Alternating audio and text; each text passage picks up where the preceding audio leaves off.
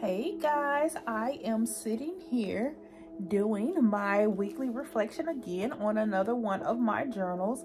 This one is Choose Joy, and Choose Joy is my gratitude journal. And what I love about Choose Joy is that it is not your typical gratitude journal, right? I know generally when we think about gratitude, we think about the rinse and repeat. What are you grateful for? Well, that is included in this journal. But what I like about it is before we even get to that, there is a section in this journal called Find the Thief. And what I learned is that, well, first of all, let me back up. The reason that I created this journal is because I was in therapy one day.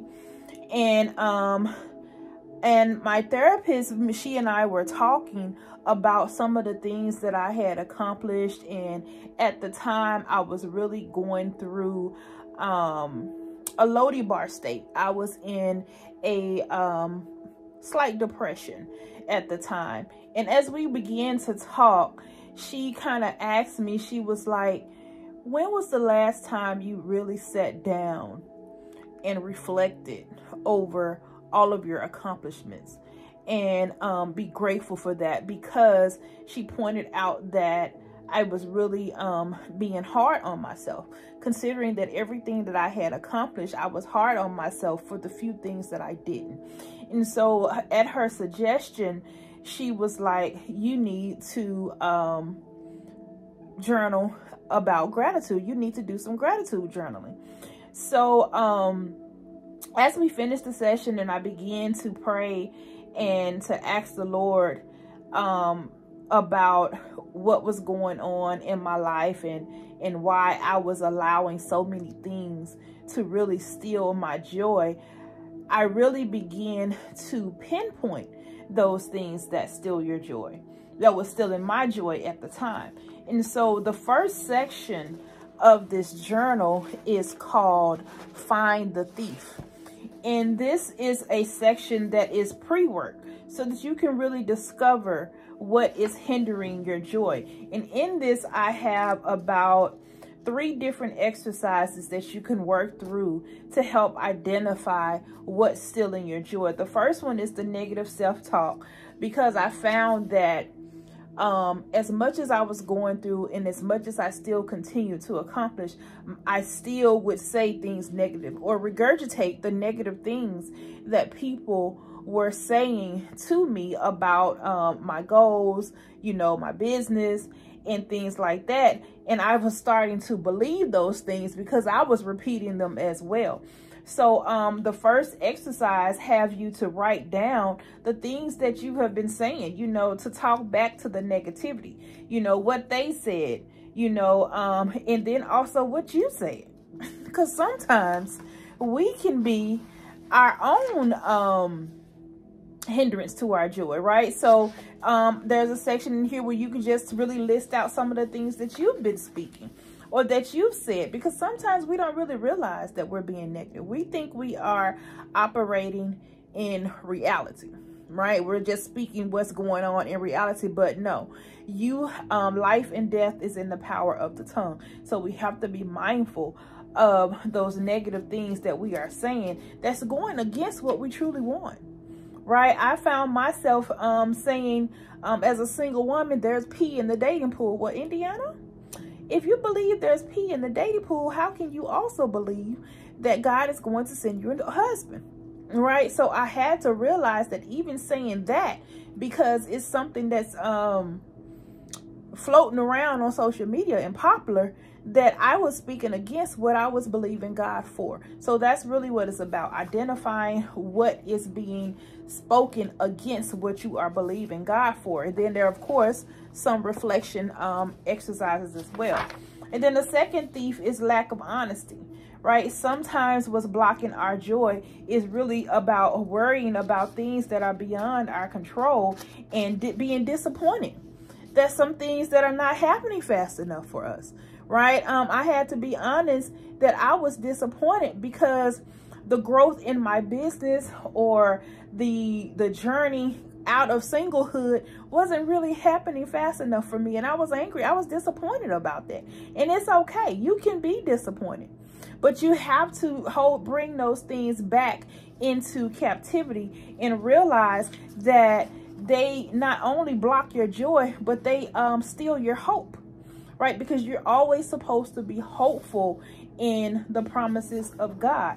So even in that, in this exercise and in identifying that thing, you have to write a letter to God and admit that you're worried about some stuff. What are you really worried about, right? That keeps you up at night, that keeps your mind going back and forth, right? And then reflect on that. And then there's another letter where you just say, I am disappointed about what? You're writing to God in those sections, right? And then the third thief is the lack of worship time. Listen, as much as we say we love the Lord, he's not going to force himself in your life, right? So oftentimes I had to admit that I had let too many days and sometimes weeks go past for my worship time. Because when you are disappointed, when you are upset, when you are losing hope, last person you want to talk to is God.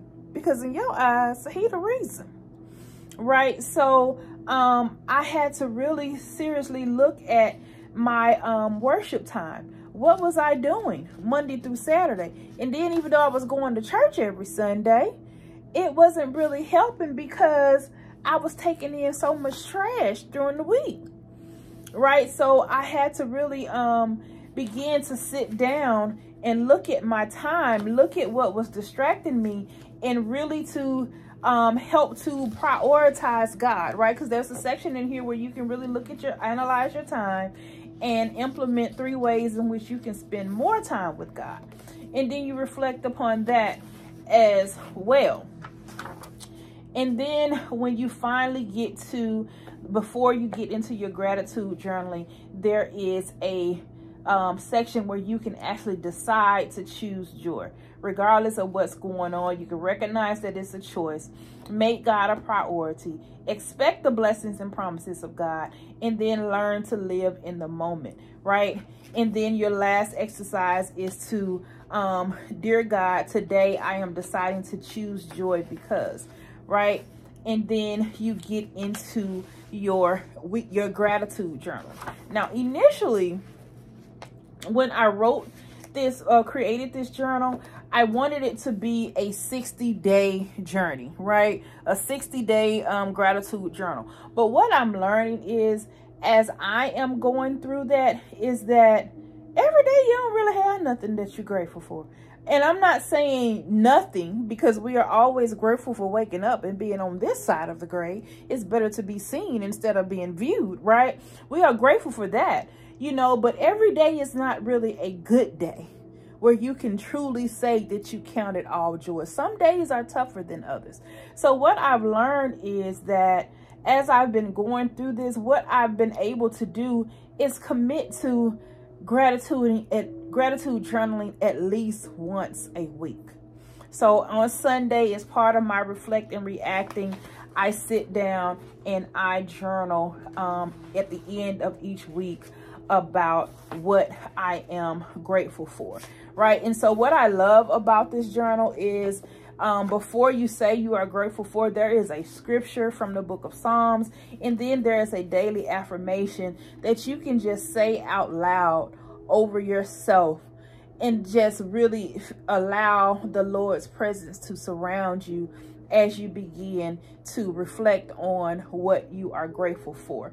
So that is this journal in a nutshell. And then also after about a couple of 10 days or so, there is a prayer and a reflection exercises in here as well. And then it is an encouragement article.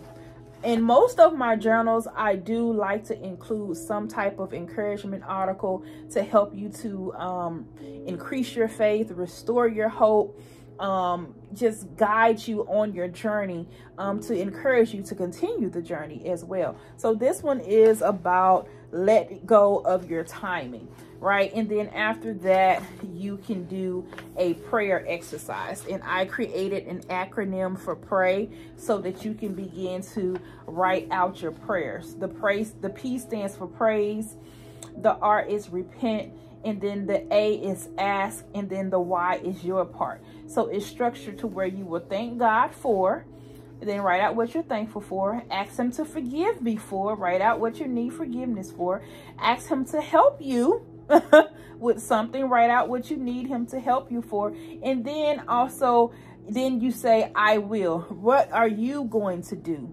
on this as well?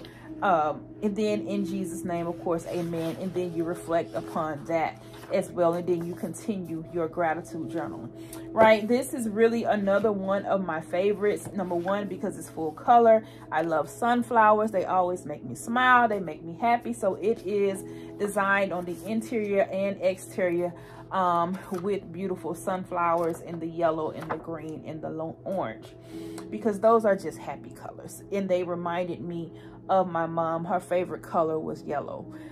So I wanted to do something that reminded me of that joy and that brightness, and yellow and orange always reminds me of that.